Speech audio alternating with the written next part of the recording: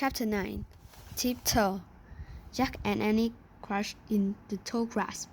There was a big lion, 3 lionesses, and a bunch of cubs. "I think they're sleeping," whispered Annie. "Yeah," said Jack, "but for how long?" He pulled a Africa book from his pack and opened it. He found a picture of lions sleeping under a tree. He read in a whispery voice. After a pride of lion has eaten, they rest for a few hours. The other, what did they have for lunch? Annie broke in. "Don't ask," said Jack. He kept reading. Sensing that the lions are not hunting at the moment, the other animals graze nearby. "If they can graze, they were safe," said Annie. She started to stand.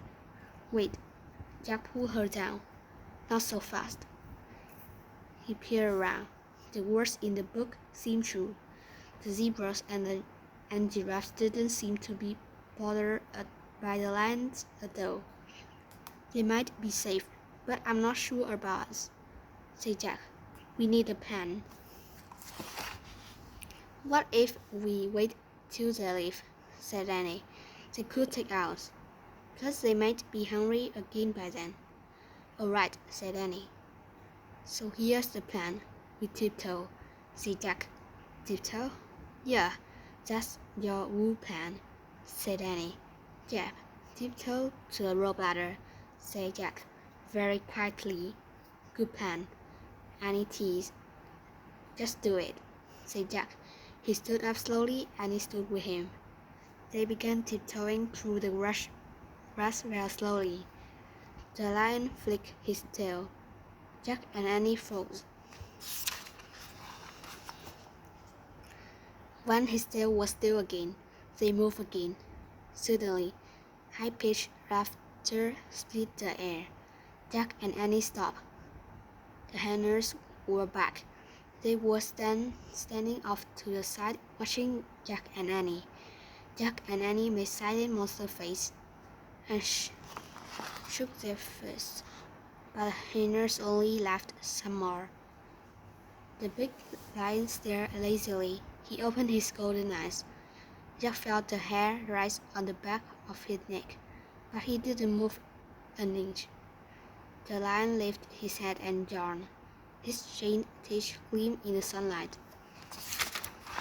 The lion turned his head as he looked around sleepily. Jack held his branch as the lion's gaze rested on him. The lion sat straight up. His pierced yellow eyes met Jack's. Jack's heart raced. His mind raced. He remembered something he'd read. Lions avoid giraffes. Jack looked around. There was a giraffe walking toward the tree that the magic treehouse was in. Suddenly, he had a new plan. "Get under that giraffe," he whispered. "Now you're the one who's nuts." Annie whispered back, but Jack grabbed her hand. He pulled her over to the giraffe and underneath it. The giraffe's legs were so long, Jack and Annie could stand up under it. Jack's head barely brushed the giraffe's golden belly. The tall creature froze for a few seconds. Then she moved slowly toward the tree. Jack and Annie walked in the same rhythm as the giraffe. They got closer and closer to the treehouse, and closer to the pride of lions. The big lion had stood up.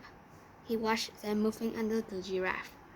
When the rope ladder was just a few feet away, Jack and Annie dashed out from under the giraffe to the rope ladder. Annie scrambled up first. Jack flew right behind her. As they climbed, the lion glowed and leaped at the ladder. The henners laughed.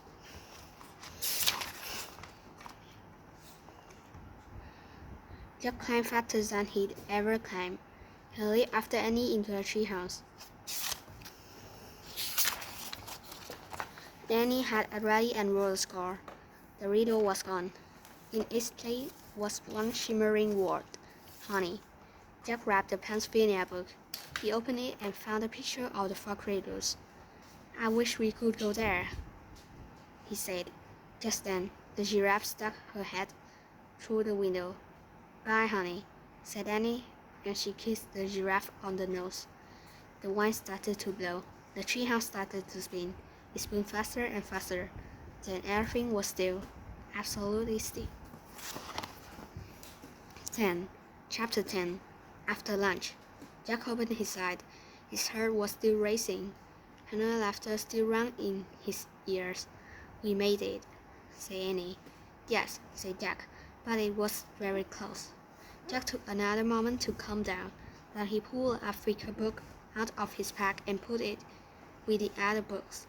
Annie put score with other two scores. The giraffe was the true honey on that ship, she said, sweet and golden, with danger all around it. Yep, said Jack. Jack said, and now we just have just one riddle to go. Yep, said Annie. Ready? Ready. She started down the ladder. Jack followed.